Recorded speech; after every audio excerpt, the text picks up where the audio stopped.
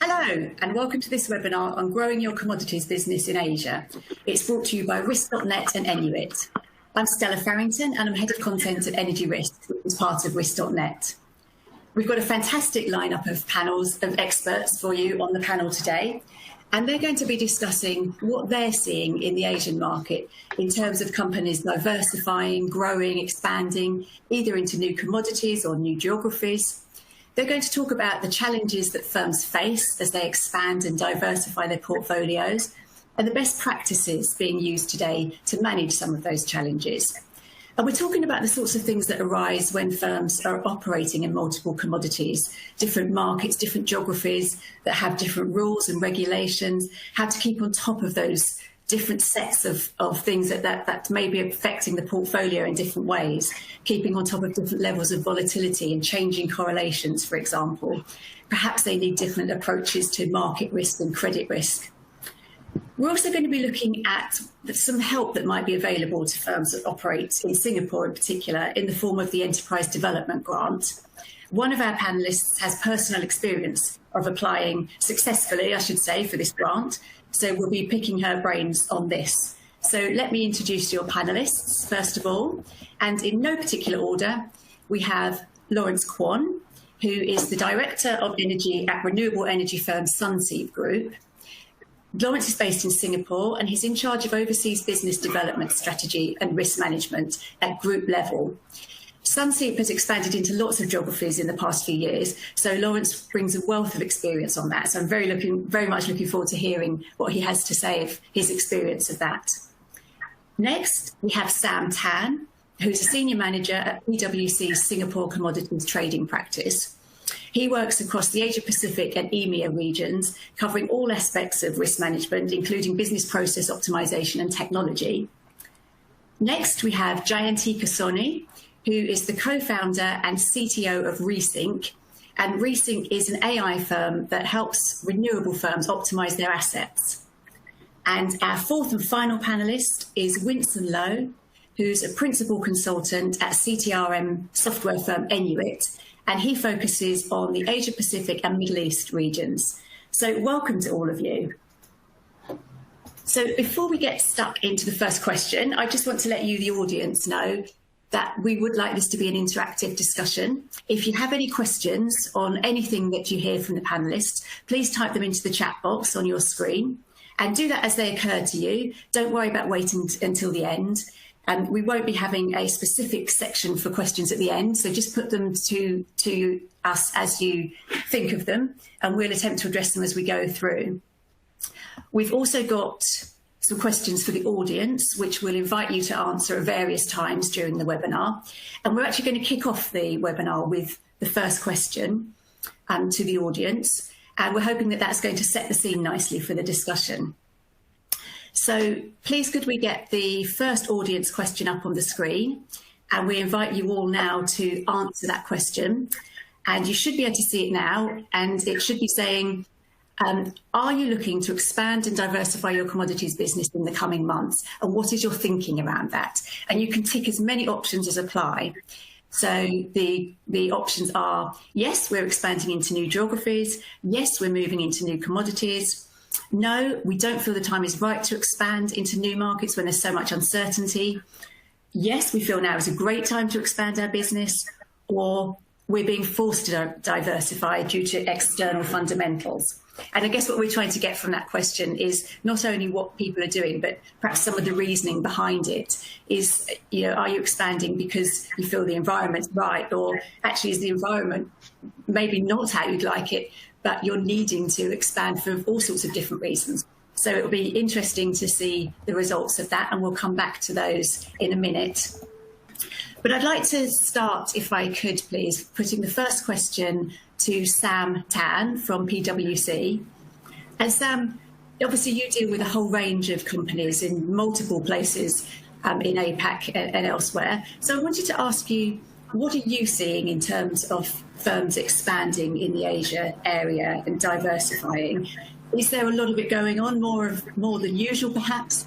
And what are some of the challenges that you're seeing firms face in this process? So I think I can start with one of the key themes globally. So as everyone is familiar, globally we are seeking to transition away from your more conventional fossil fuels to, green and renewable energy sources to battle climate change and to achieve carbon neutrality. So, globally, many of the large energy and commodities firms have committed over the next few decades to reduce their greenhouse gas emissions and, of course, with various strategies to achieve carbon neutrality, not in the short term, but in the long term kind of horizon. So with that, we are also seeing, a lot of the large energy and commodities companies diversify their business in order to achieve these goals. So if I may just give a couple of examples, traditional fossil fuel and, oil refining companies have been starting to diversify into other key areas such as solar energy, wind energy, hydroelectric energy, including battery technology, as well as fuel cell technology.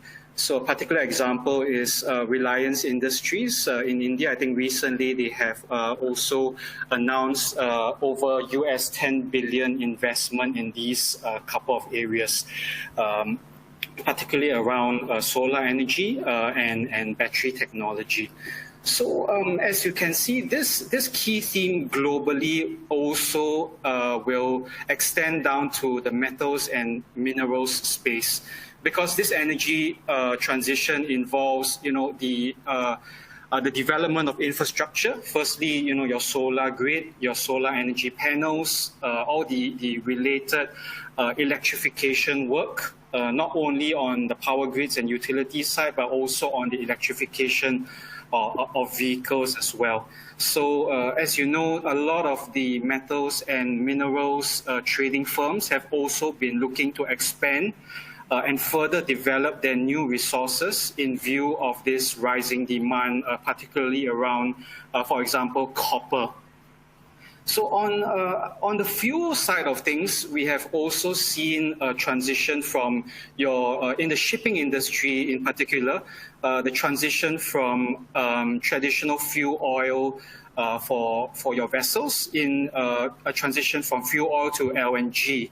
So in the region, you can also see several countries such as Indonesia, Malaysia and Singapore investing quite heavily to develop their LNG storage capabilities, their LNG terminal capabilities, as well as their LNG bunkering infrastructure to take advantage of this shift from conventional fuel oil to LNG. So that being said, I still see that fossil fuel still being playing a big role in the region in the coming years, mainly due to many of the emerging markets in Asia, for example, India, Indonesia, China, are still very heavily reliant on your fossil fuels. So, as much as we would like to transition as quickly as possible, a few challenges that I see stand in the way. So firstly, the capital, the high costs and capital needed to build the infrastructure around your solar energy, around your renewable energy, around enhancing your existing grid to take advantage of these new renewable sources. And also the technology know-how. A lot of these companies, as they expand, they need to acquire new technology. It takes time for them to develop knowledge, develop know-how, establish strategic partnering, with the experts required to implement such technology. Number three, we also see a volatile energy transition because of the traditional reliance on fossil fuels, especially in the emerging markets. So that will take definitely time to transition, and it's relatively uncertain as well. So another point I can also bring up as well is, lastly, is also in terms of some of these renewable energy sources such as solar, the level of dispatch is quite variable, as you know, depending on the weather, the amount of sunlight and some of these factors. So this is another challenge in the region, particularly around weather, that we'll have to overcome in order to establish these technologies as well. So in summary, I think, I still see the transition taking quite a long time. However, it's moving in the right direction, and many opportunities are out there for the commodities and energy players to transition and to take advantage of these key trends. Thank you. This is such a huge theme at the moment, companies transitioning, and obviously it's being driven by almost an existential need to do that, rather than perhaps what might have been in the past a sort of business imperative just to grow bigger. Does that affect the risk assessment that you go through at the beginning with those firms? Yes. So, I mean, if I may elaborate further, so I think as your firm looks into new opportunities, new commodities to trade, you definitely need to assess the key risks. Particularly, as you know, commodities trading firms are in the supply chain business. So, do you have the adequate supply chains established? For example, if you're talking about the metals and mining space, taking advantage of the increased demand, for example, in copper, do you have?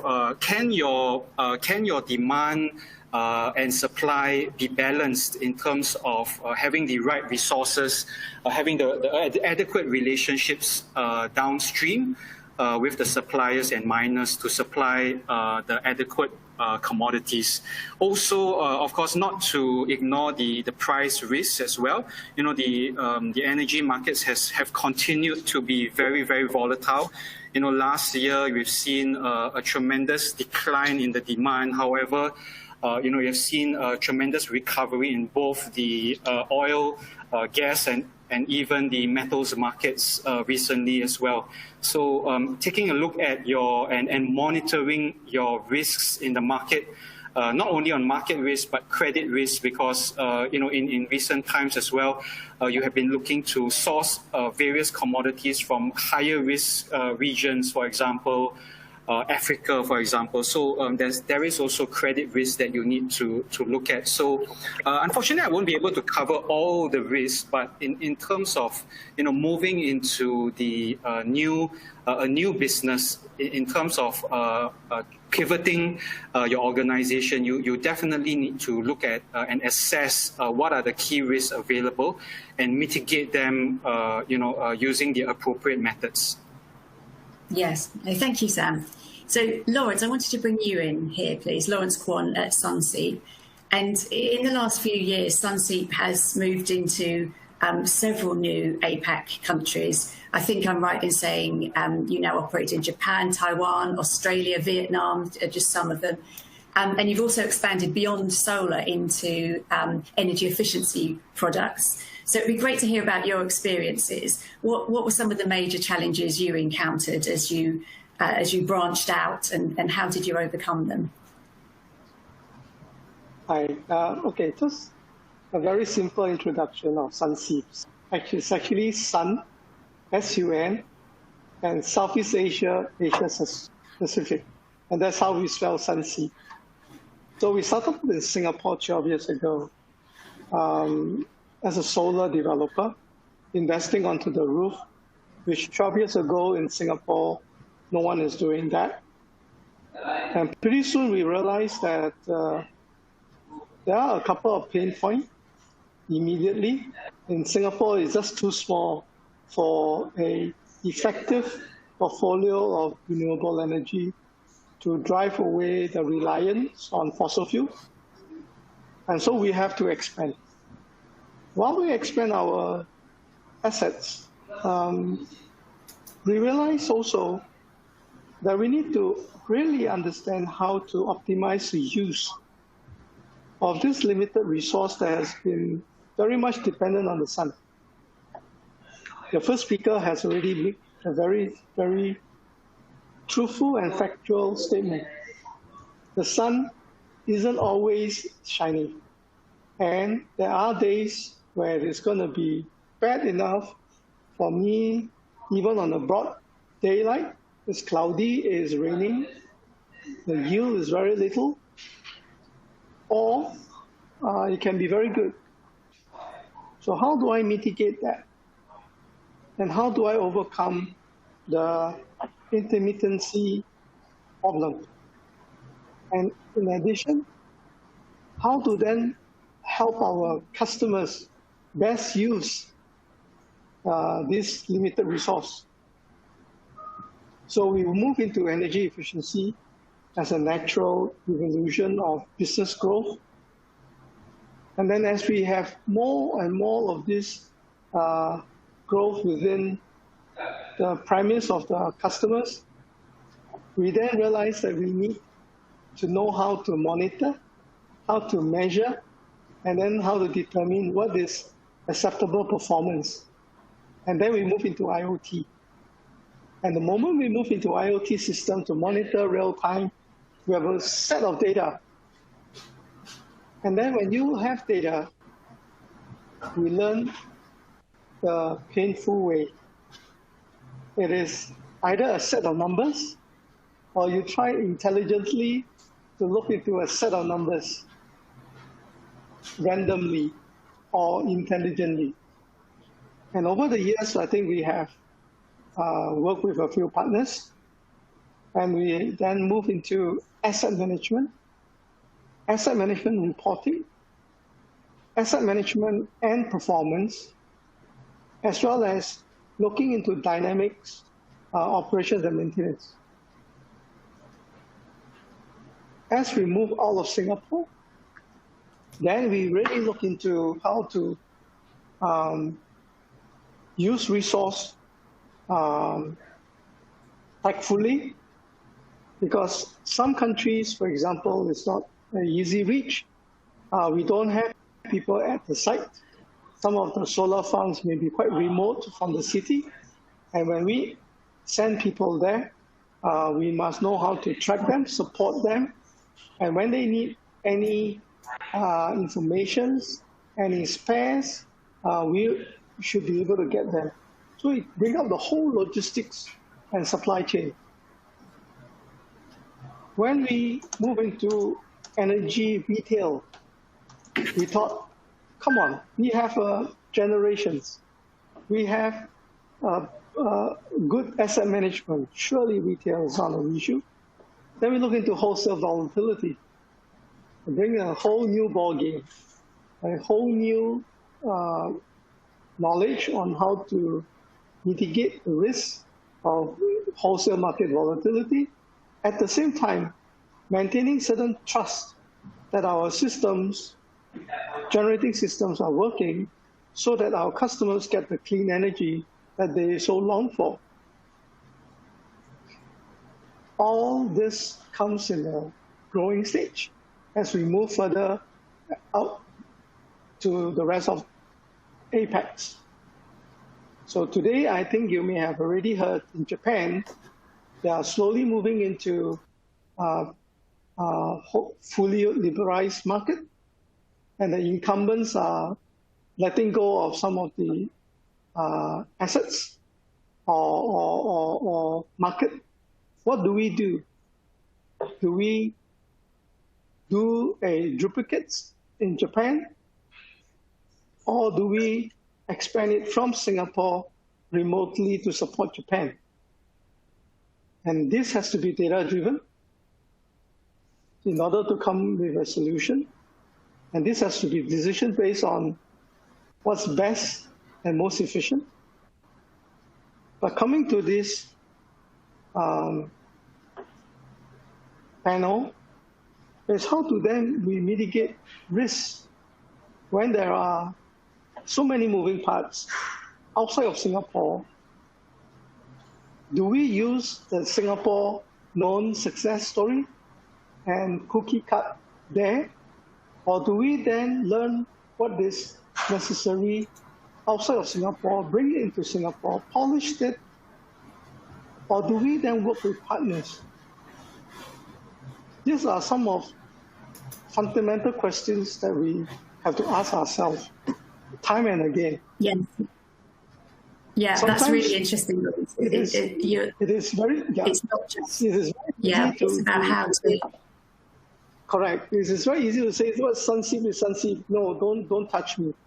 But it is sometimes learn a Peter lesson to have our partners there working that shares our ideas and our ideology and help us grow the business. So these are some of the risks that we have to manage. Yeah. So it sounds like it's very much about knowing your own strategy and sort of ethos of your company, but also trying to get actionable intelligence from data. All these things you need to think about while supporting people in the different regions that you've got. Thank you very much for that summary, Lawrence. That it highlighted well the sort of challenges that there are for companies as they broaden out. I'd like to bring Winston in here. And could we please, first of all, take a look at the answer to our first question? Are we okay to get that up on the screen now so we can see how people have voted? And Winston, I'd like you to comment on this. It looks like most people have said that they are. The biggest answer is that people are moving into new commodities. Some are expanding into new geographies. And it's a split between feeling it's a good time to expand and people saying that they're actually being forced to by fundamentals. So, Winston, could I ask you to comment on that and tell us whether that reflects what you're seeing in the market? What types, what sort of things are people asking you for? Yeah, thanks, Stella. Thank you for that. So I think judging from the polling results, I think the majority of answers is B, which is we are moving into new commodities. This is an expected answer that I'm expecting as, as a CTRM provider. We get in touch with the community, we get in touch with our customers. Typically, we are getting new requests from existing customers venturing into new commodities. That is precisely, I think, how businesses survive in this volatile world, pretty much by diversify their assets and their trading opportunities. I think that is somewhat moving in the correct direction, as we expect, activities on CTRM solution provider to be picking up from now till, I think, early next year. Now, the next, majority of the audience have a mixed review on, expanding the new geographies. Is it a great time to expand the businesses, as well as, is it the right time to diversify? I think all this boils in, given the kind of environment that we are in, businesses are constantly pressured with, making profits, sustainability, growth and scalability in terms of their market space. Hence, I think in the market there are tools, like CTRM, consulting firms that specialize in certain commodities. These activities, these firms can help small businesses to grow as such. I hope sort of give you a perspective of how things are going in from now to the later part of the year as well as next year. Stella. Okay, thank you. Jayantika, I wanted to bring you in now, please. Jayantika Sonu from Resync. And could you tell us what you're seeing, in terms of what companies expanding, innovation in the market? What sort of things are you picking up on? Thanks, Stella. I think Sam as well as Lawrence brought it out that we are moving into more distributed energy, more diversified portfolio of going carbon neutral, lesser dependency on fossil fuel. That's very interesting part that is going on the generation side. While we also look at the consumption side, people are a bit more conscious of how they are consuming their energy, how they want to be more energy efficient. What we would see in the market is a mixture of things, that we will not be dependent on a single source of energy for our generation needs, that we will have a diversified portfolio of solar, of energy storage, of fuel cell, as well as fossil fuel-based energy sources that would be part of the overall electricity mix. And that would bring a level of uncertainty, a level of intermittency that is caused by renewables due to their nature in the system. And to balance these uncertainty, what we would see in the market is solutions which can manage, which can optimize different energy assets at any given time by operating them at lowest cost, by operating them at highest efficiency, by operating them at the sustainability goals that are required by the individuals. Secondly, these kind of solutions will also work very closely with grid operators, taking cues from them, taking signals from them, and providing the demand flexibility that is needed in the grid to kind of like balance off or peak shave the curves that are needed in the demand side. Okay, thank you. So yeah, talking about many moving parts there. I wanted to stay with you, if I could, for the next question, because I want to pick your brains on the Enterprise Development Grant in Singapore. So I wondered if we could preempt that, please, with the next poll question. And could we get that up on people's screens? And the question is, have you applied for an Enterprise Development Grant in Singapore? Yes, we were successful in getting it. Yes, we're waiting for the outcome. Yes, but we weren't successful. No, but we're considering doing so, or we have no plans to do so. So while the audience gets their answers in for that, Jayantika, could I ask you what your experience of applying for the grant has been? Would there be any, having done it, would there be any guidance or advice that you'd give to people before they start? Thanks, Stella. Just a minor correction. We didn't directly apply for an enterprise development grant. We applied for a joint grant by the Energy Market Authority and Enterprise Singapore, which was essentially to develop some part of our technology and further our businesses, which kind of encompasses the goal of EDG as well.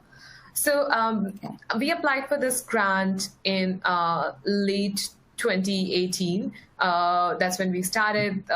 The problem statement was how to bring more demand response flexibility into the ecosystems in Singapore. How can we make buildings more efficient?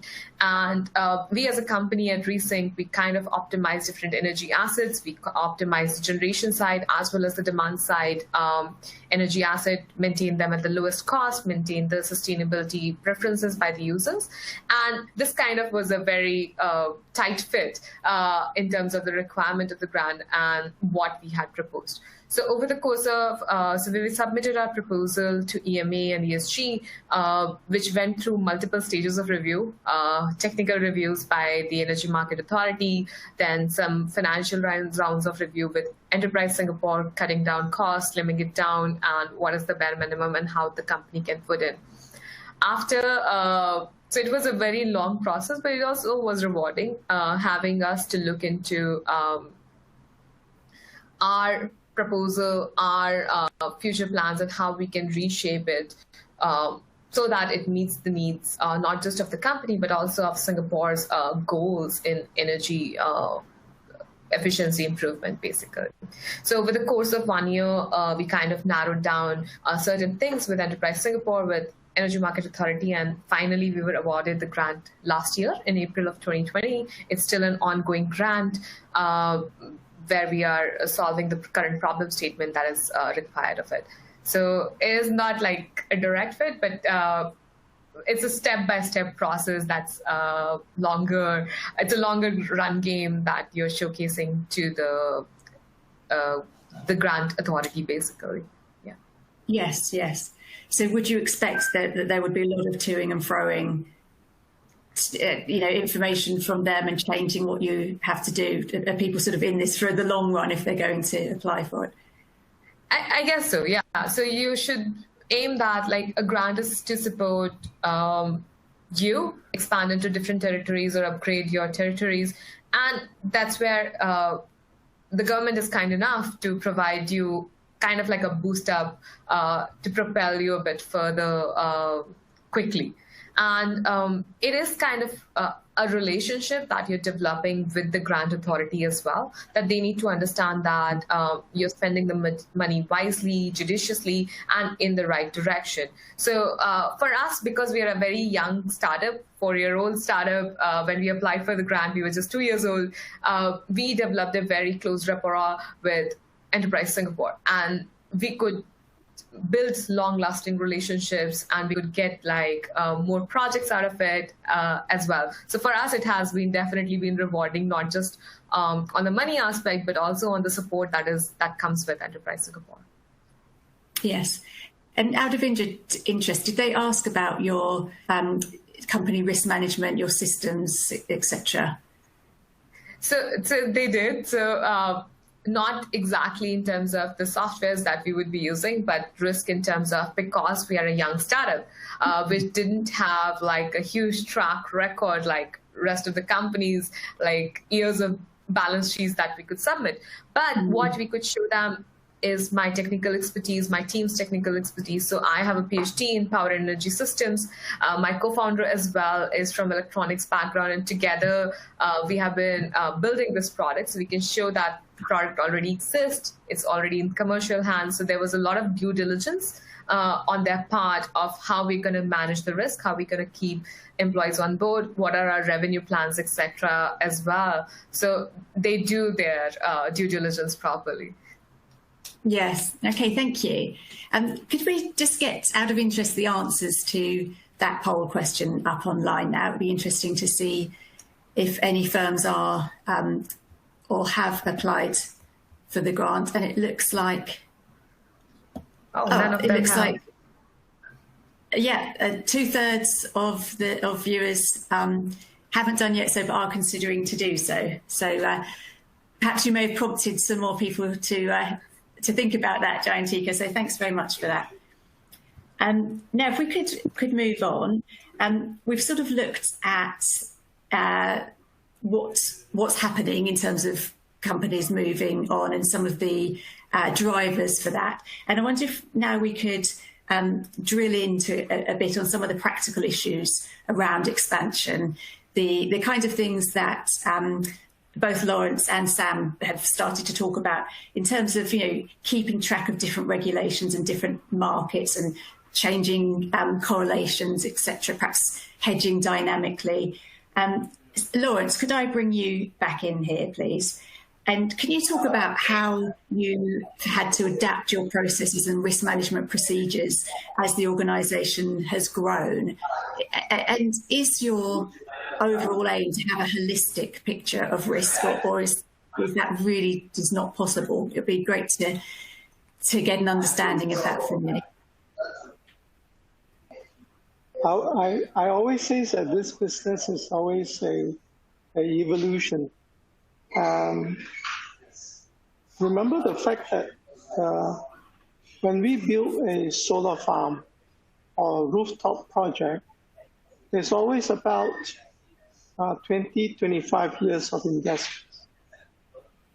So in order for us to do that, we must be able to fulfill a few factors: security, politically as well as financially, as also the land rights. The next is to maintain a certain performance in order for us to have commercial viability. So it's all about the short word called bankability. When we do project, it's always about also project financing, and the bankers will come in and evaluate the best they could to make sure every other factors are scrutinized. So looking at Indochina, for example, this is a very interesting place when you want to have some form of security over 20-25 years, certainty over 20-25 years. So we have to have strong financing model, strong equity structure, and very strong stakeholders are each of these premise and location. We also need to have enough sensing to the various government agencies how policies may differ. One good example is when there are many developers such as Sunseed were in China, they were relying on business model in sync with the feed-in tariff. But when we went into China, knowing the local agencies even years ago, the feed-in tariff is something that is not going to be forever. And we worked then towards a physical power purchase agreement rather than feed-in tariff. And true enough, 2 years ago on a May day, feed-in tariff was removed. So these are some of those that we have to burn into our DNA to take extreme care when we look into expansion outside of Singapore, into Indochina. And then you will say, hey, look, but then that means Japan and Australia should be a free and easy task. Every place has its unique challenges. And as I said before, there's no cookie cutter. And so a lot of work was done even before the first shovel is in the ground. And that is how we manage it, project by project. But of course, data analytics will help in terms of logistics, supply chain. When's a good time to exchange the Sing dollar into US dollars in order for us to venture out? But there are certain fundamentals will still stay. Yes, yeah. Okay, that's interesting because you say that you have your financing model and your equity model, but there's no cookie cutter model. And so you presumably have to be very flexible with that. I mean, how much can be reused, would you say, from, once you've got something established in one area, can you hope to sort of reuse maybe 50% of that work, or are you really, sort of going from scratch again in some countries?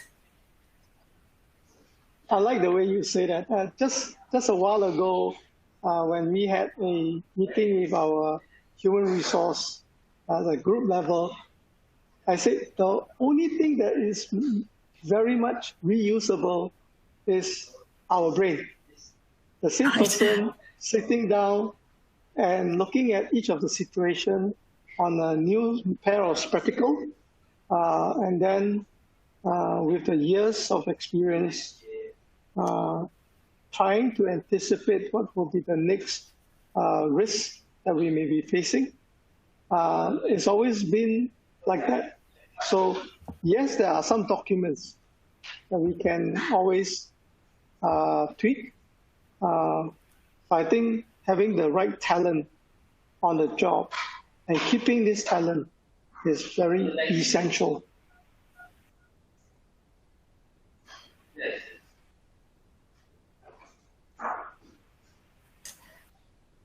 Yeah. So it comes down to people in the end as well. Yeah. In here again, to speak from your experience from PwC, could you sort of drill down a bit more into what you were saying before on kind of the best practice around expansion plans? Talk about some of the lessons that you're seeing firms learn as they expand into other areas.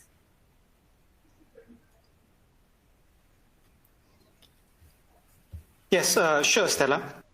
So I think basically when we are talking about business expansion, this is in relation to your business strategy and objectives. So firstly, I think trading firms need to establish, where do their strengths lie, and where are they moving towards, for example, in terms of trading new commodities, in terms of establishing new supply chains, and what is their risk management strategy? What is their appetite in terms of risk and rewards? Having and examining properly the considerations with regard to market risk, for example, counterparty credit risk with more risky locations, for example. So once again, it's all about identifying and assessing the risks in the context of their business strategy. So in terms of business expansion as well, you need to look into where will you be sourcing your commodities, for example, and do you have the know-how in terms of if you're expanding into something which is diversifying to something that is not within your strengths? Do you need to partner up with various strategic partners, for example, in the areas of solar energy, in terms of transitioning from, for example, oil refining to power generation?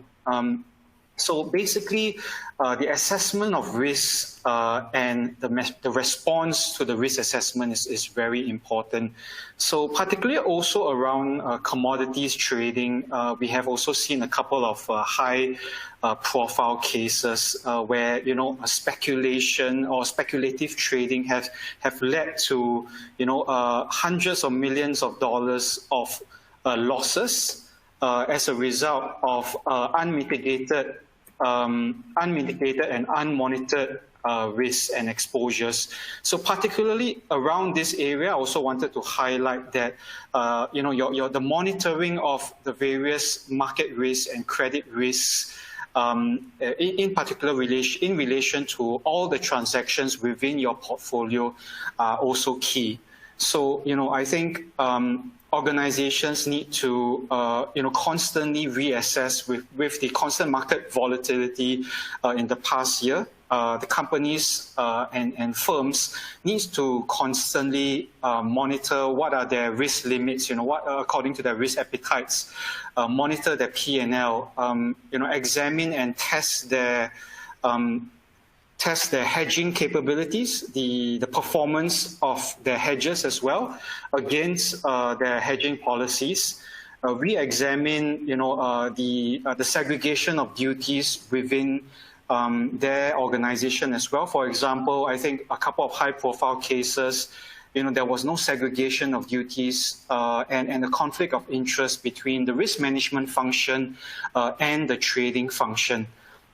So and all of these also roll up into, again, your business strategy, your business objectives, your risk appetite, and the monitoring and controlling all of these risks. So, and many of these companies as well need to enhance these capabilities. For example, with the implementation of trading and risk management systems to capture, the end-to-end transactional life cycle from inception, from origination of the commodities trades, from inception of the hedge, right down to settlement.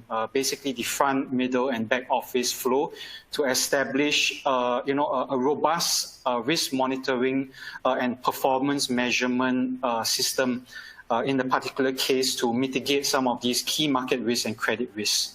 So that's in summary, I think, a list of best practices that I can mention. Yeah, thank you. What's your perception of where the commodities industry is in terms of in the Asia Pacific, in terms of having a sophisticated CTRM system? How do the majority have a robust system in place? Are there still a lot of spreadsheets being used? I think we are seeing a lot of companies are moving towards establishing and implementing CTRM, trading and risk management systems. However, it all depends on the maturity of the organization. We often see, the medium and smaller players who, typically are a smaller organization, maybe 10 people around, 10 to 15 people, may not have invested or may not have yet invested in such a solution. However, I think they are definitely looking in light of COVID-19, in light of the pandemic and the associated volatility, we see a lot of these small and medium players looking to establish and implement more robust risk management and trading systems in this regard. Obviously, not to mention that the big players who have always traditionally been very focused on risk management, the bigger players have already implemented and are looking towards enhancing some of these systems in the matter of integrating this with external platforms, for example, sales and purchasing platforms for commodities, for derivatives as well, and integrating and bringing in all of these transactions to a single source of truth for P&L and exposure monitoring. Okay, thank you. So I'd like to bring Winslow back in here again now, please. Winslow, and Winston, could you talk about, again, going into a bit of a deeper dive, like I asked Sam and Lawrence to do, on what you're seeing people want in terms of developing their processes and reacting to what they need to do? Sure. Thanks, Stella. So I think Sam has brought in a very few important key points in respect of risk management. I think as a CTRM provider, I think a lot of times these small businesses or medium-sized businesses who are still on Excel sheets or still on very traditional methods to keeping track their P&L, keeping track on their exposure and credit exposures and so forth. I think bottom line is to them, CTRM is viewed as a very costly investment. But I think I beg to differ. I think as a solution provider, there are times where we work with small and medium-sized companies, so they don't have to be worried about the cost in the first place. I think what's more important is to protect their assets in terms of in their businesses. Protection of assets is very key. Knowing your exposure to your supply and demand and adaptive trading. I mean to say, with all this in mind, whether a business is going into a new area, a new perspective, say, for example, the electricity market, they are moving from a fossil-based traditional business to a new renewables like, solar or electricity using LNG or natural gas. In fact, what the small medium businesses should be looking out for is systems that enable them to sort of like manage all these different commodities. That's very key. In fact, you don't want to forgo or forget about your traditional businesses. Fossils remains a key important aspect of the trading business for sure. Maybe the next 5 years or so is still the main driver for really today's world, like driving, for example, power generation as such. So renewables kicks in when a lot of us are conscious about the environment, where carbon neutral is the next new key topic. So choosing a system that sort of like enable future-proof technology like renewables is very important. We know that CTRM is not a super solution that does everything. So another aspect of maintaining a factor in choosing a CTRM or system is typically able to integrate with other systems, so that we can receive all this data and analyze, basically produce visible charts or valuable information for the decisions maker. So these are key, really factors for small and medium businesses to focus on whether to move from their traditional spreadsheet to off-the-shelf CTRM.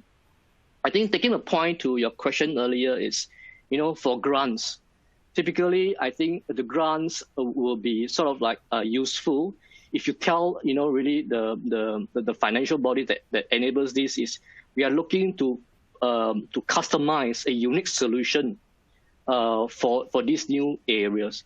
So a CTRM that sort of like have the capability to sort of like enhance and customize new tools or new solution would help as well. Yeah. Yes. Yeah. So I think connectivity is what you're saying is an all important thing to look out for. Yep. Yeah. So I think going to another area, I'm not sure if time permits. Let me just one last point is I think going into the deeper domain like credit risk management. I think all in all, the most important thing is for the businesses to understand first of all their risk policies. So without these risk policies, which no matter how much billion-dollar systems you have or simple systems you have may not work as well. So it still boils down to the to the people behind all these policies.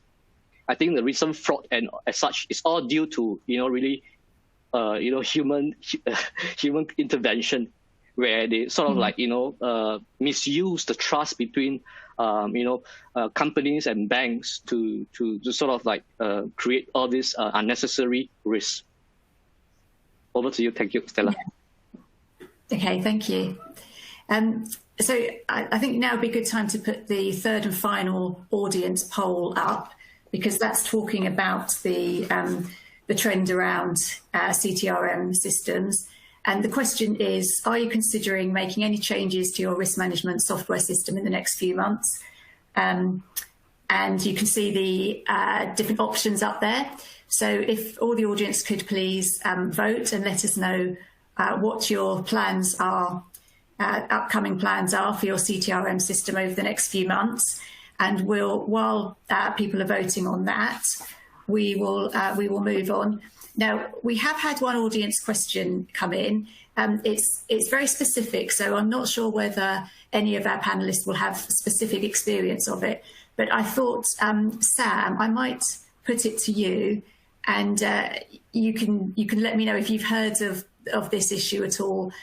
The question is, are commodity traders ready to invest in solutions that can prevent their cargo from being damaged through condensation and exothermic properties? So, as I said, that's a very specific question. I don't know whether you have any experience of that. Is this something that you've heard of, Sam?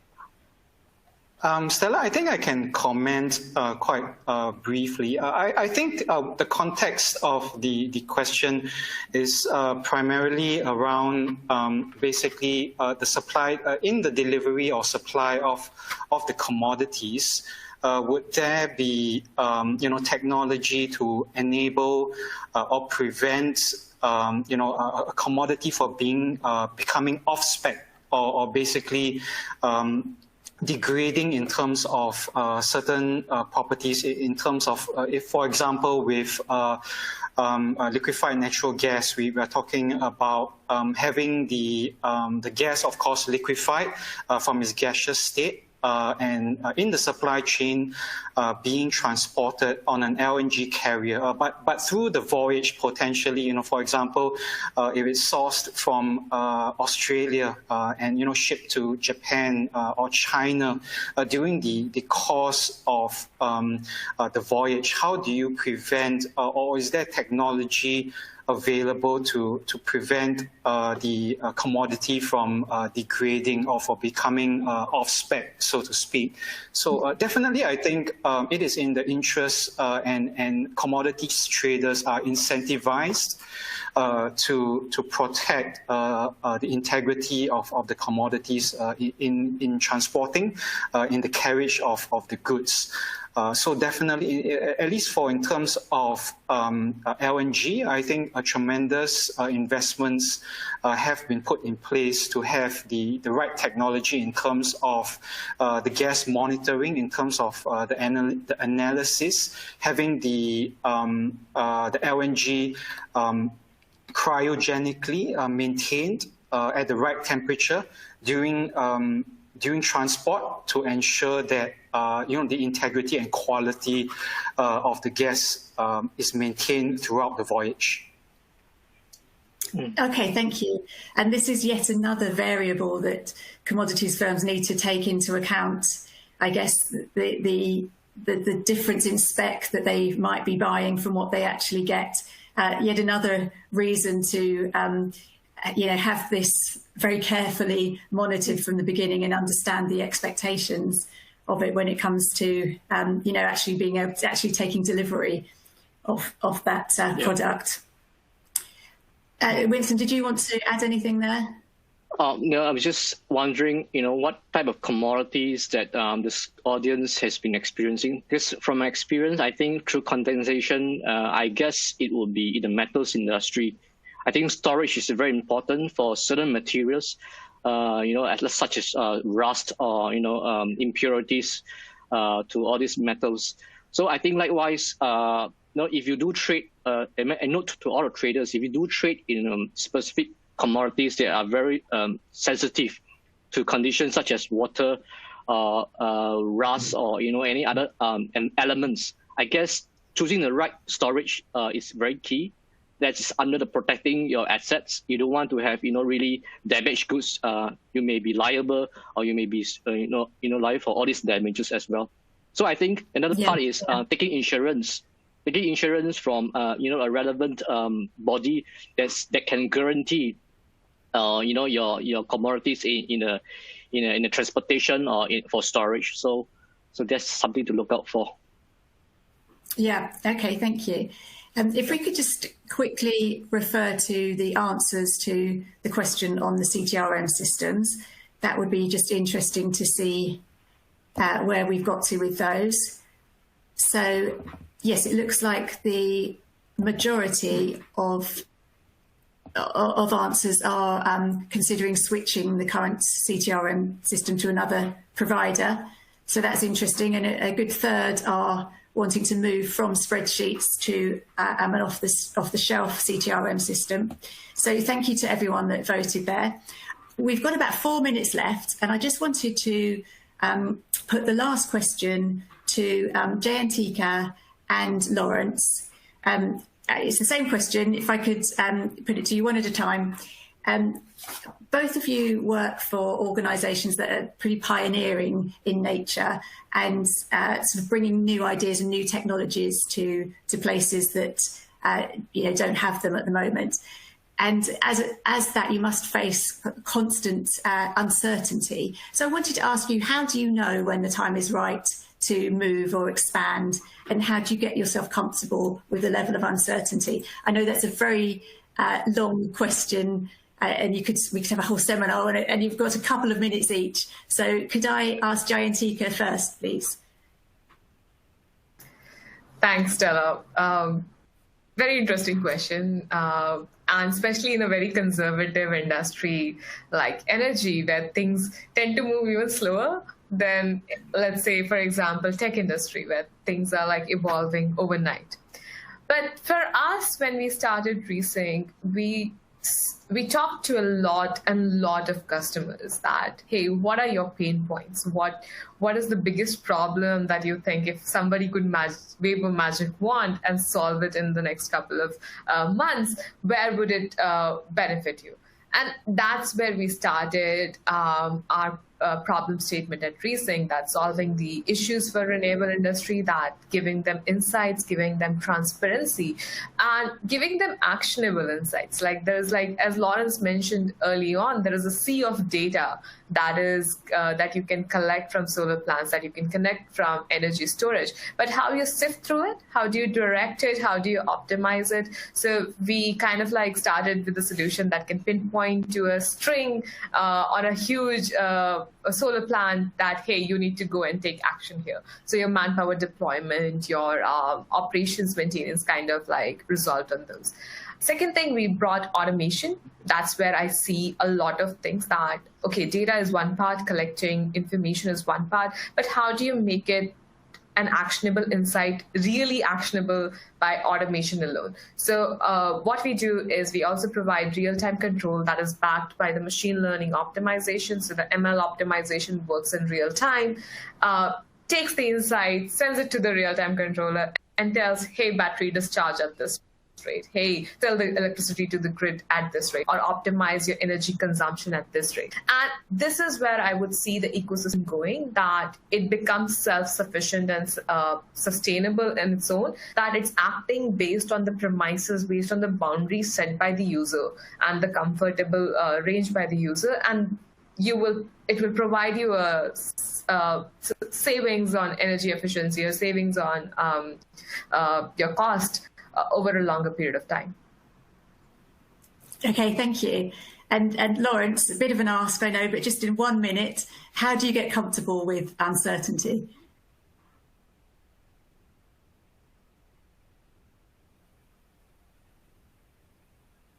Oh, I can't hear you, Lawrence. Yeah, I wasted 2 seconds. Yeah, never get comfortable with uncertainty, but get used to it. Run the model as scrutinized as possible. Learn from the mistakes of others and with experience. But main driving force is always press on. Never a good time to do anything. The time is now. Work on it, learn from it, adopt what's the best measure, best practice, and then adapt along the way. And that way, it helps to grow when we learn at the job. So this is, I think, best answer for a very quick time. Thank you. That's a great way to end. It's never a good time to do anything, but just do it. So that brings us up to time on this webinar. Thank you so much to all our panelists for taking part. Lawrence Kwon, Sam Tan, Jayanti Kasoni, and Winston Lowe, thank you so much for your time and your insights. And thank you very much to you, the audience, for tuning in. Thank you. Yeah. Thank you.